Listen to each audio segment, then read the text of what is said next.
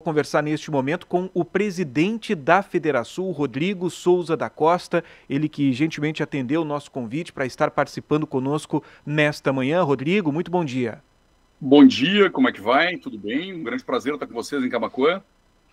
Bom, a gente tem um assunto de grande relevância porque nos diálogos que nós temos com os empresários aqui da nossa região, a gente já consegue perceber que há uma diminuição da mão de obra aqui no Rio Grande do Sul para as mais diversas categorias. E a gente percebe que a Federação vem trazendo um incentivo para que tenhamos a vinda de mão de obra para o Rio Grande do Sul para suprir essa demanda. Gostaria que você trouxesse o posicionamento da Federação referente a esse tema. Muito obrigado.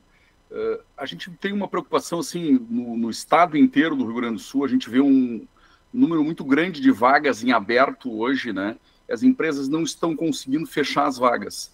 E ao mesmo tempo a gente vê no Brasil inteiro muitos adultos, jovens, solteiros, aptos ao trabalho no Bolsa Família. Então nós estamos na contramão do que traz a prosperidade para um país, porque nenhum país se ergue que não seja pelo trabalho, pela busca por excelência, pela busca de qualificação, né? E a gente, lastimavelmente, as famílias estão angustiadas, enxergando muitos dos seus filhos em casa, sem disposição. Essa política pública ela está minando a disposição das pessoas. Porque o Bolsa Família é um programa importantíssimo para resgatar pessoas que não têm condições de sobreviver. Quer dizer, aquela mãe que está com 3 filhos, aquela pessoa que não que está na rua, em situação de rua, e foi importantíssimo quando o Brasil tinha 14 milhões de desempregados em 2015, ali 2014, né? Mas gastar 168 bilhões de reais neste momento, mantendo adultos aptos ao trabalho, jovens, solteiros, num programa social, o que significa isso? Esse valor ele é tão alto que ele está gerando desequilíbrio fiscal, e a partir do desequilíbrio fiscal nós temos uma inflação altíssima que está consumindo a renda dos trabalhadores. Então, a mãe solteira que está trabalhando como comerciária, que está fazendo hora extra para trazer qualidade de vida, para dar estudo para o seu filho, ela está pagando mais caro no supermercado e ela está pagando mais impostos e mais juros para sustentar um homem adulto de 24, 25 anos no Bolsa Família. Então, isso por si só já é um problema grave. Aí você pega no estado do Rio Grande do Sul, que foi vítima de uma tragédia climática, que tem que se reerguer, se reconstruir, e que muita gente perdeu as suas casas, e isso provocou êxodo, as pessoas estão indo embora, muitas pessoas estão indo embora do estado do Rio Grande do Sul, algumas foram para Santa Catarina, outros para outros estados, né? E aí isso agrava uma situação de êxodo do estado do Rio Grande do Sul. O Rio Grande do Sul, em 2026, ele é o primeiro estado em que a curva demográfica se inverte. Então, logo ali na frente, nós vamos ter mais inativos no estado do que ativos. Vai ser um estado mais envelhecido, com mais aposentados, né? E aí, como é que a gente faz? Se você tem a capacidade produtiva, começa a ser comprometida, porque tu não tem pessoas para ocupar as vagas, porque os jovens estão no Bolsa Família, outros jovens que estão dispostos a trabalhar e que estão com garra, com gana, estão indo atrás do seu futuro em outros estados, em outros países. Então, você necessita trazer uma nova onda de imigração. Do mesmo jeito que nós tivemos no passado, até políticas públicas, trazendo imigrantes italianos, alemães, israelitas, árabes, russos, vieram de vários lugares, e essas pessoas enriqueceram a cultura do Rio Grande do Sul com a sua... que hoje é uma cultura muito diversificada, muito rica em valores, em princípios, e o Rio Grande do Sul é um exemplo de tolerância, que as pessoas convivem bem, né? Não existe disputas, conflitos étnicos no estado do Rio Grande do Sul, como a gente vê, nem no Brasil também não é comum, como a gente vê em outros países, não se vê aquele grau até de violência de uma etnia contra a outra. Aqui o Brasil ele tem essa característica, de modo geral, de uma convivência harmoniosa, pacífica, né? Pequenas divergências eventuais que são naturais em qualquer sociedade com milhões de pessoas, né? Mas eu diria assim, hoje que a gente está enxergando a chegada de imigrantes, de até refugiados venezuelanos, haitianos, a gente percebe isso. E eu citei no Tá na Mesa, né, que quando eu peguei o Uber para ir para lá, para o Palácio do Comércio, o motorista era um venezuelano, né? E aí esse motorista me contou a história dele, que ele era um gerente na Venezuela e que lá na Venezuela ele chegou um momento que ele tinha um salário alto, mas não tinha mais comida para comprar. né? E ele esteve, então, foi às 5 da manhã, ele e a esposa foram para um mercado aguardar o caminhão da comida. E aí, às 2 da tarde, escreveram um número no braço dele, 286, direto no braço. Ele até comentou comigo, aquilo me remeteu a um campo de concentração, né? E quando chegou às 2 horas da tarde, chegaram para avisar que só tinha comida para os 100 primeiros, e que ele era o 286, ele não tinha comida para eles, né? Então eles voltaram para casa com fome e resolveram vir para o Brasil. Ele chegou em casa e disse, olha, eu vou atrás de um mundo novo, não há mais futuro aqui, vamos sair da Venezuela. E 8 anos atrás eles vieram para o Brasil. Aí eu encontrei com ele, o carro era dele, ele tinha comprado, estava terminando de pagar uma casa, já tinha comprado uma casa também. Esse venezuelano, ele é um exemplo de pessoas que trazem o seu trabalho, a sua mão de obra, mas que trazem valores e princípios também, porque as cicatrizes, as necessidades que ele foi exposto na Venezuela, deixaram cicatrizes. Ele sabe o que é passar dificuldade, passar necessidade, então ele tem disposição para trabalhar, juntar dinheiro, fazer poupança, comprar um carro, comprar uma casa. Ele nos traz esses princípios que eram tão comuns assim nos italianos, nos alemães, nos israelitas, nos árabes, pessoas que passaram muita dificuldade no seu país de origem, que foram atrás de um novo mundo, de um tempo melhor, né, para não passar mais, que as suas famílias não passassem necessidade. Então, chegam com muita garra de trabalhar, de produzir, de juntar dinheiro, de fazer poupança, de fazer negócios, de construir uma terra nova, e com valores muito similares aos nossos, uma cultura muito parecida com a nossa. Então, o Rio Grande do Sul, ele não se escapa de uma nova onda de migração, se nós quisermos um caminho de prosperidade, de inclusão social para todos.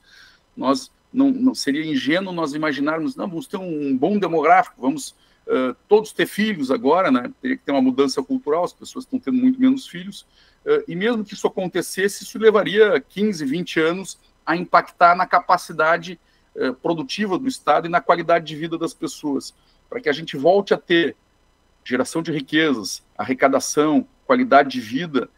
A gente tem que atrair novas ondas de migrações desses países que têm afinidade cultural conosco, que aceitam a nossa cultura e se integram à nossa cultura. Bom, eu estava aqui acompanhando a tua fala e você falava sobre uma gama de fatores que podem estar interferindo e que eu concordo que na maioria desses temas que você citou realmente estão interferindo nesta falta de mão de obra no estado do Rio Grande do Sul. Me chamou a atenção no início da sua fala quando você falou a respeito dos programas sociais, né? Eu interpretei da tua fala de que você acredita que alguns desses programas sociais que são oferecidos pelo governo estão trazendo uma certa acomodação para os mais jovens, que seria, né, justamente aquele público que está na idade de estar ofertando a sua mão de obra para a gente conseguir, principalmente, reerguer o estado do Rio Grande do Sul neste momento. E a tua opinião, a tua fala, ela vai de encontro com algumas discussões que eu tenho acompanhado nas redes sociais, que falam justamente sobre a palavra contrapartida. Qual a contrapartida que nós temos? Por exemplo, nós temos o SUS. O SUS, ele oferece um serviço de saúde gratuito para todo brasileiro. Porém, nós temos uma contrapartida. Nós pagamos os nossos impostos. Isso não é de graça, né, que vem esse trabalho do SUS em prol da saúde do país. A gente paga os nossos impostos para que nós tenhamos isso de volta, né? Quando você paga o IPVA, você espera ter uma contrapartida de serviços que aconteçam. E eu vejo algumas discussões nas redes sociais no que diz respeito a alguns desses benefícios que são oferecidos, que é a contrapartida. Qual a contrapartida que a população dá para receber esse Bolsa Família? Será que não seria a necessidade de ter uma contrapartida, você estar com os seus filhos? Hoje já se pede, né, que os filhos estejam matriculados e tudo mais, mas aquele jovem, né, que não está matriculado nessas instituições do ensino médio, do ensino fundamental, será que uma contrapartida não seria que ele fizesse um curso profissionalizante para que ele pudesse adentrar no mercado de trabalho? Ou será que a contrapartida não seria um trabalho sendo realizado por parte deste jovem, né, que ele está numa idade de oferecer sua mão de obra, ele já é maior de idade, mas que está sendo beneficiado com alguns programas sociais? Perfeita a tua colocação. Eu te digo assim, primeiro, os programas sociais, a origem deles é muito pura, é muito correta. Um país com a riqueza que tem o Brasil não tinha cabimento nós termos fome. Então, o fome zero está na origem desses programas sociais, do Bolsa Família. O problema é que eles foram sendo distorcidos e corrompidos por políticas populistas, tanto de direita quanto de esquerda, aumentando o valor e ampliando no sentido de conquistar votos para a próxima eleição, não mais de tirar as pessoas da miséria ou da fome e de oferecer uma porta de saída em direção ao trabalho. E não tem, assim, eu não acredito que tenha nada que qualifica, talvez tenha, mas o trabalho, a ocupação, o trabalho formal, a ocupação, um trabalho numa empresa é algo que qualifica extremamente um jovem, né? Todos nós que trabalhamos sabemos, o sujeito chega imaturo numa empresa e os colegas educam, olha, tu tem que se comportar dessa forma, tu não pode fazer assim, é assim que tu trata o cliente. Então, a empresa é um ambiente de capacitação muito rápido. E é extremamente válido, né? Em outros países se tem isso. Olha, quando tem um desemprego muito grande, você vai ficar num seguro-desemprego, num Bolsa Família, mas você tem que se capacitar, se qualificar, você tem que fazer trabalho voluntário, ajudar no trabalho voluntário. Você entrega trabalho voluntário para limpeza de creches públicas, escolas, você se engaja fazendo alguma coisa, porque o mercado não está contratando.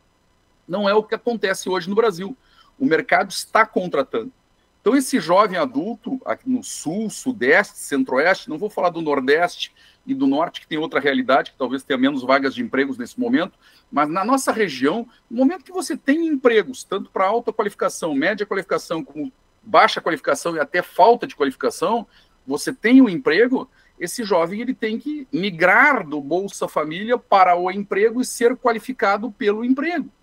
Porque nenhuma mãe, nenhum pai vai achar bonito o filho está em casa ganhando R$600 porque fraudou o Bolsa Família, mente que está morando sozinho, mas está morando com o pai e a mãe que estão trabalhando, e ele está em casa jogando no celular videogame, acompanhando rede social, ou pior ainda, jogando em bet, que é vício, né?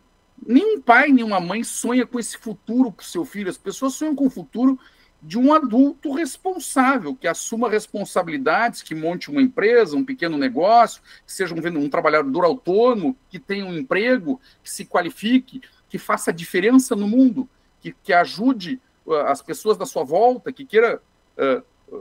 pode querer ter família ou não, isso é uma opção, não pode querer ter filhos ou não, mas que faça diferença para a sociedade, que contribua com a sociedade, gerando riquezas, gerando impostos, né? E no momento que a gente bota uma geração agora no Bolsa Família, que não, você pode ficar em casa, você ganha uma renda para jogar em bet, para ficar nas redes sociais, e a pessoa daqui a pouco não assume nem os deveres da casa. Tá, o pai e a mãe, que é uma geração... Então nós estamos com um problema numa geração nova, está sendo deseducada até por políticas públicas do governo federal. Agora me preocupa demais, eu vou falar sobre isso em breve, o governo quer incentivar ainda mais o endividamento das famílias. Imagina um pai e uma mãe, os caras estão já pagando juros altíssimos porque tem que sustentar adultos no Bolsa Família. Estão com uma inflação brutal, trabalhador, porque tem que sustentar adultos lá que estão parados no Bolsa Família. É tudo nós que estamos pagando, não é o governo. O dinheiro sai dos nossos impostos. Quanto mais gente lá sem trabalhar, mais nós pagamos impostos aqui. Então, o empreendedor, o trabalhador, está pagando cada vez mais impostos para sustentar um monte de gente no Bolsa Família. E aí tem emprego, não, mas eu prefiro não trabalhar.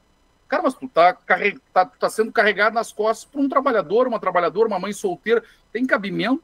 Às vezes um adulto de 24 anos solteiro, aí uma mãe com 2 filhos trabalhando lá, passando. Então dá o valor do Bolsa Família deste adulto para aquela mãe. Olha, ela vai seguir trabalhando, mas vai ter R$800 a mais para ajudar, porque ela precisa pagar uma creche, ela quer dar estudo para os filhos dela, né? Então, nós estamos invertendo a lógica que traz prosperidade.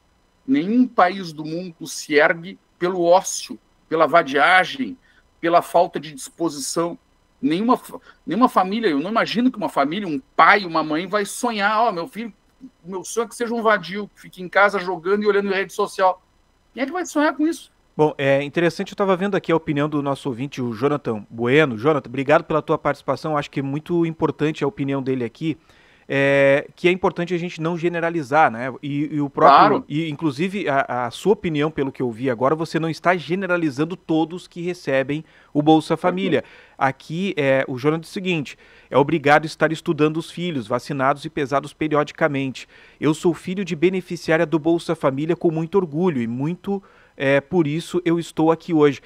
Eu entendi, a minha interpretação do Rodrigo, ele não está generalizando todos que recebem os benefícios sociais, mas sim aqueles que acabam se estagnando e aceitando aquele valor de R$ 600, o que não é o caso do Jonathan. O Jonathan, por mais que sua mãe seja uma beneficiária, ele trabalha, ele busca os seus objetivos, ele tem, né, a sua profissão, ele não parou no tempo. Pelo que eu entendi que o Rodrigo está falando, são aquelas pessoas que se conformam com aqueles R$ 600, com aquele valor que é pago do Bolsa Família e acabam se acomodando na vida, né, e não buscam melhorar, não utilizam aquele valor, porque esse valor, ele até nem é suficiente para você manter uma família, né, se você for parar para pensar. Então, ele é para você dar um start na vida. Ó, agora eu tenho um apoio, a partir daqui eu consigo buscar a minha oportunidade no mercado de trabalho. Então, eu acredito que é mais ou menos isso, né? O Bolsa Família, ele nasceu e é extremamente meritório. E eu tive acompanhando o trabalho do prefeito Diogo lá, que estava revisando o cadastro. Em vários casos, a assistência social chegava e digo, olha, esse caso não é nem de Bolsa Família, ela tem direito a um salário mínimo integral, ela está com um filho doente em casa, ela não tem condições de trabalhar, e eles faziam até um upgrade para a pessoa, né? Mas em tantos outros chegavam e aí encontravam um jovem solteiro, morando com os pais que trabalhavam, e aí meio que pegavam pela mão aquele jovem, aquela jovem, e disse, não, nós queremos a porta de saída, queremos te levar, nós vamos te levar num primeiro emprego amanhã. E às vezes a pessoa estava precisando justamente de um olhar quase que paterno que a prefeitura fazia, que pegava pela mão e levava no primeiro emprego, ajudava a fazer o currículo e dava o primeiro passo, sabe? Porque para algumas pessoas é óbvio que é necessário, mas o que eu me refiro é o seguinte, ó, quando você chega a 1/4 da população do Brasil no Bolsa Família, 20 milhões de famílias, eu não acredito que hoje, com a taxa de desemprego que nós temos, que é baixíssima, eu não acredito que talvez a metade dessas pessoas não deveriam estar lá. Ah, mas tem a outra metade que deveria. Mas então teria que ter um trabalho sério, responsável, de sentar e olhar, né? Não pode acontecer de uma pessoa que está apta ao trabalho, está enxergando, está recusando empregos, ficar nas costas dos trabalhadores que estão pagando mais impostos e pagando inflação e juros altos para sustentar o que não quer trabalhar. Isso que não pode acontecer, porque não tem almoço grátis. Se alguém está apto ao trabalho e está descansando em casa, tem alguém trabalhando por ele, pagando mais impostos, pagando inflação, pagando juros. A conta não para de pé se não for assim. Bom, tem uma outra questão que influi também nesta falta de mão de obra. Eu tenho assistido algumas palestras, algumas delas aqui em Camaquã, que tratam sobre o envelhecimento da população gaúcha, né? Nós somos um estado que tem um grande percentual da sua população, eu não sei te dizer precisamente esse percentual, eu não tenho os números aqui, tá? Mas há um percentual muito grande de pessoas que já estão com a idade um pouco mais avançada. Tem um lado positivo disso, significa que a população gaúcha está vivendo mais do que vivia antigamente, e eu fico feliz, né, por todos nós que isso esteja acontecendo. Porém, a gente acaba perdendo a mão de obra também quando esses jovens, essas famílias que antigamente, se a gente for ver os nossos antepassados, os nossos avós eram quantos filhos, né, dentro da casa? Tinha que ser uma casa grande. Hoje em dia as famílias não querem mais saber de casa grande, elas optam por apartamentos ou por imóveis menores, porque o objetivo delas às vezes não é ter filho, outras vezes é ter um filho, no máximo um pet dentro de casa. Então isso, a população acaba encolhendo a população mais jovem, é um dos fatores também aqui no Rio Grande do Sul, e tem essa questão da população que está envelhecendo cada vez mais, né? E essa população que envelhece, nem sempre ela tem condições físicas de estar no mercado de trabalho. Existem aqueles que estão aposentados e mesmo assim optam por continuar sua vida ativa, mas nem sempre se há uma condição para que isso aconteça, né? Não, exatamente. O estado, a curva demográfica do Rio Grande do Sul, ela é a mais preocupante do Brasil por causa a população está ficando mais velha. É o estado com a faixa etária mais alta do Brasil, né? Santa Catarina seria parecido, mas Santa Catarina ofereceu tanta qualidade de vida e tantas oportunidades de negócios para as pessoas, de emprego, que ela provocou ondas migratórias dentro do próprio Brasil e do mundo inteiro. Santa Catarina é o estado brasileiro que mais recebe estrangeiros para trabalharem lá, né? O que acontece, então? Santa Catarina só vai se inverter a curva demográfica a partir de 2060, porque eles já começaram com as ondas migratórias. Isso nos traz o caminho. Qual é o caminho do Rio Grande do Sul? Nós temos que achar convergências, e por isso que é importante até a participação do Jonatas falando e tal, para a gente enxergar assim, ó, nós não estamos pensando de uma maneira tão diferente. Se o Jonas trabalha, eu admiro ele porque ele trabalha.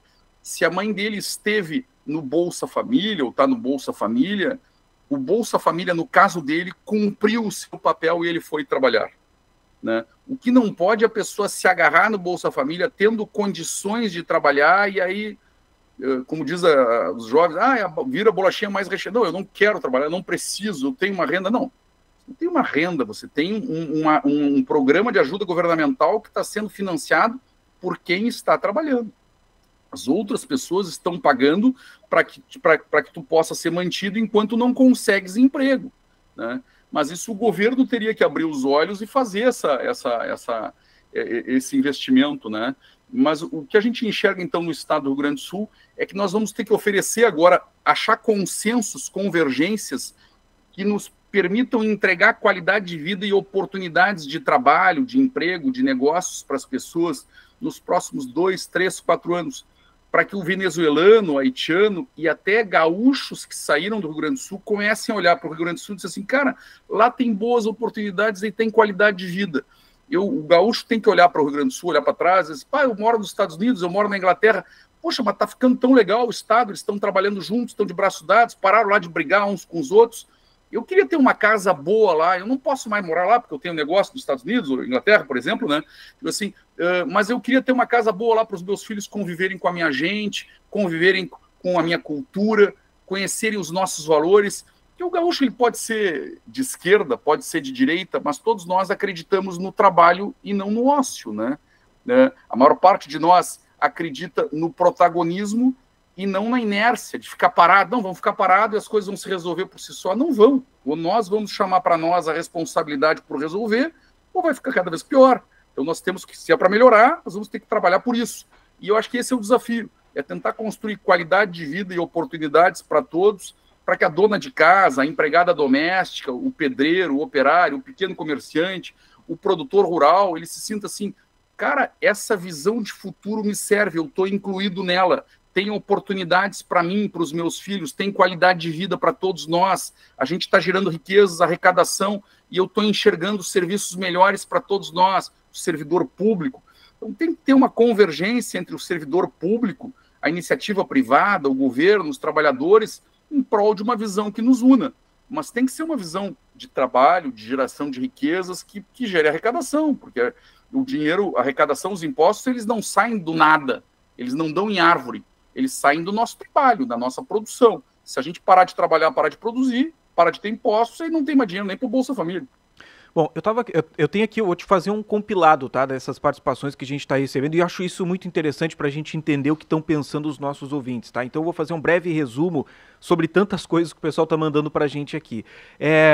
Tem gente aqui falando sobre a questão do ensino médio.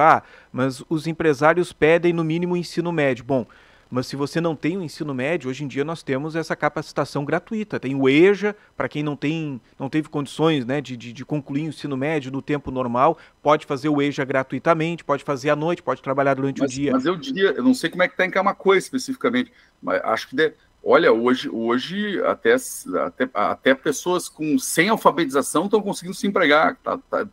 Depende do emprego. Agora, claro, a pessoa eu quero ser caixa do supermercado, talvez Sanã não vai conseguir. Então, depende vou lidar com dinheiro, com números ali, né? Agora, então, eu acho que hoje se tem vagas para todas as qualificações. E é uma oportunidade dessa pessoa que tem pouco estudo, eu vou começar a trabalhar e eu vou, ao mesmo tempo, me qualificar à noite, trabalhar à noite, né? Trabalhar durante quem pode, né? Trabalhar durante o dia e estudar à noite, ou vice-versa, né? Até aqui na Rádio Acústica a gente divulgou algumas oportunidades de emprego que não exigiam experiência há pouco tempo atrás. Então, é um start, né? Você começa dessa maneira, depois a ideia é que as pessoas estejam progredindo, né? Que você Claro. busque essa qualificação. Mas eu não tenho ensino médio, mas eu consegui uma vaga no ensino fundamental, faz o EJA na parte da noite, conclui o EJA, bom, aí já tem essa melhoria na sua qualificação. Temos cursos gratuitos que são disponibilizados também, faz aquele curso gratuito na parte da noite, assim você consegue melhorar a sua qualificação. Teve ouvinte aqui também questionando que existe um grande número de desempregados no Rio Grande do Sul e ele está questionando também uma outra questão. Você falava sobre oportunidades, né?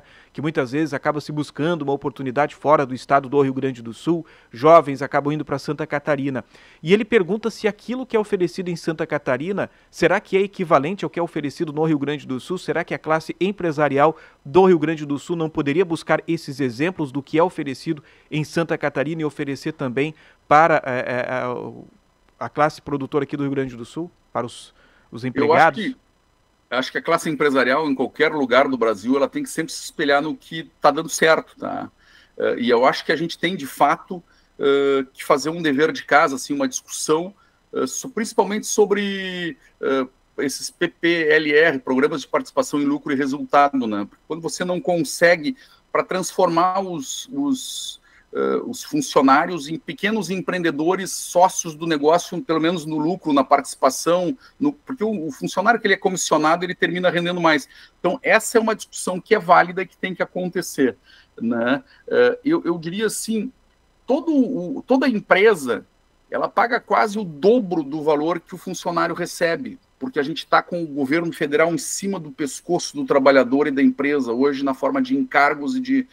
Então, se a gente fosse colocar assim, parecido com os Estados Unidos, nem igual, porque os Estados Unidos já é mais radical, daria para um trabalhador que ganha R$ 2.300, se a gente tirasse os encargos sobre a folha, dava para pagar R$ 3.400, R$ 3.450 para o mesmo trabalhador, só tira os encargos e entrega como salário para ele. Olha, em vez do governo tirar da empresa que está te pagando e ficar gastando no Bolsa Família, nós vamos tirar esse dinheiro, vamos te entregar na tua mão. Tu trabalhou, tu produziu, tu vais escolher onde é que tu vai gastar, né? Isso seria justo. E aí diz assim, olha, vamos discutir jornada 6x1.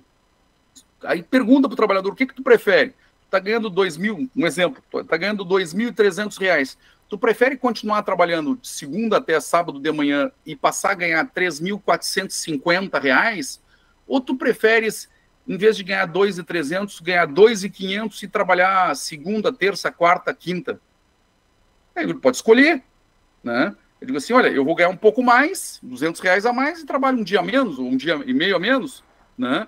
Ou, não, eu vou ganhar 50%, 60% a mais e trabalho a mesma coisa, mas eu tenho mais dinheiro para gastar com a minha família, né? Mas aí nós temos que tirar esse peso do Estado de cima do pescoço do trabalhador, porque a empresa está repassando, mas quem produziu a riqueza foi o trabalhador. E o governo está mordendo isso, por quê? Ele tem que dar 50 bilhões de reais para emendas de parlamentares, de deputados federais, ele está dando 168 bilhões de reais para o Bolsa Família, então ele tem que tirar dinheiro de algum lugar, está tirando o salário dos empregados. Bom, eu queria agradecer a tua participação, Rodrigo, hoje. Eu estou recebendo aqui várias participações e a gente teria argumentos para a gente debater sobre esse assunto até pelo menos até o meio-dia, né? A gente poderia passar boa parte da manhã falando, porque está sendo muito legal isso, sabe? A gente motivou os nossos ouvintes a participarem e trazer a sua opinião, alguns favoráveis, outros pensam de forma diferente, mas enfim, a gente debateu o assunto. Acho que esse é o objetivo da nossa entrevista, que a gente esteja dialogando sobre esse tema para que a gente chegue a um consenso para resolver. Eu já tenho uma outra entrevista agendada para esse momento, então, Rodrigo, muito obrigado pela tua disponibilidade, que possamos conversar mais vezes aqui no programa. Muito obrigado, estou trabalhando em casa hoje, te agradeço muito a oportunidade, agradeço a todos os ouvintes, inclusive aos que divergiram, é normal, claro. Nós podemos divergir das nossas divergências e encontrar um posicionamento melhor. Eu posso ouvir um ouvinte aqui, e eu ouço às vezes, olha, me expressei mal, o cara se sentiu, ele trabalha e se sentiu magoado, e eu não quero magoar o cara que trabalha, e nem não quero magoar ninguém, né? Mas tenho profundo respeito por quem trabalha, porque, olha, eu passei dificuldade no Bolsa Família e estou trabalhando, estou lutando tenho profundo respeito por essas pessoas. Então, a gente, a partir das nossas convergências e divergências, nós evoluímos todos juntos. Isso é o que se espera para o Estado do Rio Grande do Sul. Muito obrigado pela oportunidade, um grande abraço a todos vocês.